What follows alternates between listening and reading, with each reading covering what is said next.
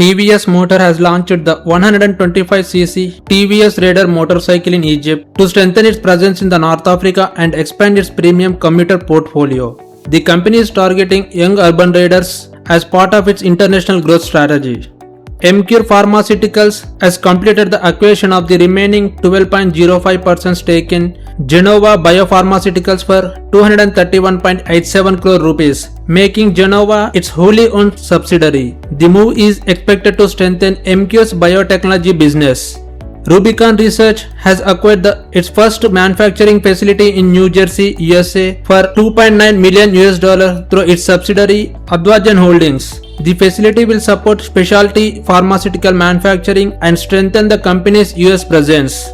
Sona Comstar has partnered with Japan's Denso Corporation to form two joint ventures in India for developing electric and hybrid powertrain systems. The partnership aims to accelerate EV innovation and expand both companies' presence in the growing electric mobility market.